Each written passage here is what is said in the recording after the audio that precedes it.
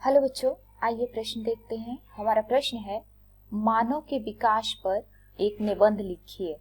आइए समझते हैं। जो हम अपने प्रश्न की मुख्य अवधारणा देखेंगे। मुख्य अवधारणा हमारे प्रश्न में पूछा गया है, मानव का विकास किस किस चरण से होके गुजरा। मतलब मानव का विकास कैसे हुआ, ये हम अपने प्रश्न में समझेंगे। विकास कैसे हुआ, आइए बच्चों समझते हैं। मानव विकास। बच्चों आपको पता है मानव का वैज्ञानिक नाम क्या है? मानव का वैज्ञानिक नाम है होमो सेपियंस। होमो सेपियंस। जो गण है मानव का, गण का नाम है प्राइमेट्स। गण का नाम है प्राइमेट्स। और कुल क्या है मानव का? कुल है होमोनेडी।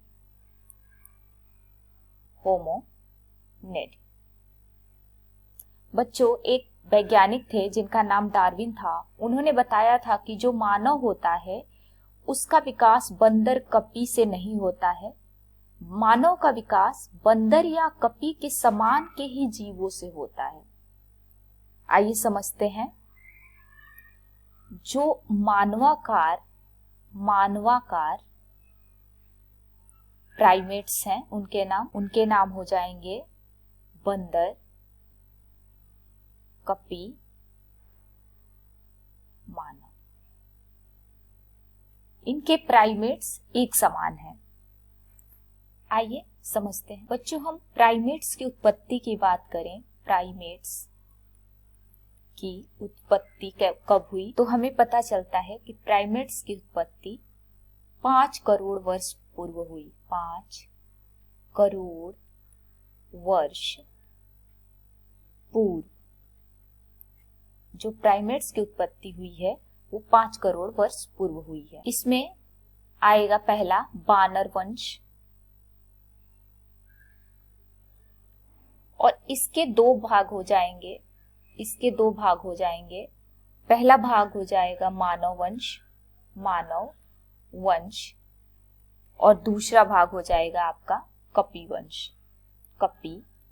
वंश।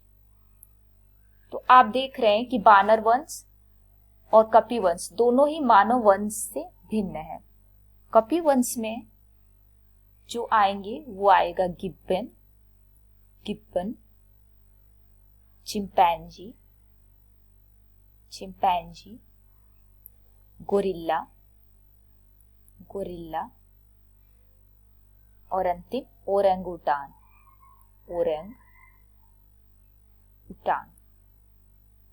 आपको पता है बच्चों, सबसे छोटा जो कपी वंश में है वो उसका नाम है गिब्बन। सबसे छोटा है गिब्बन, और सबसे बड़ा आपका हो जाएगा ये गोरिल्ला।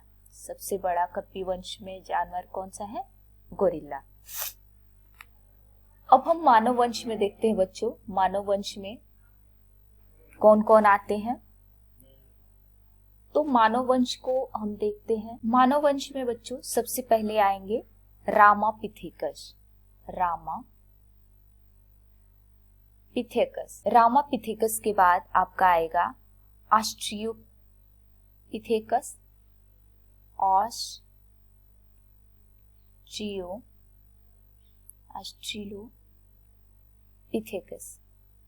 पिथेकस। सबसे पहला रामापिथेकस, उसके बाद ऑस्ट्रेलोपिथेकस के बाद आएगा होमो इरेक्टस।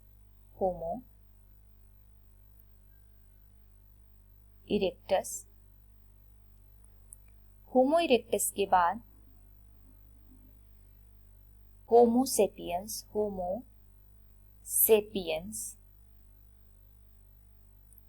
निएंडरथल।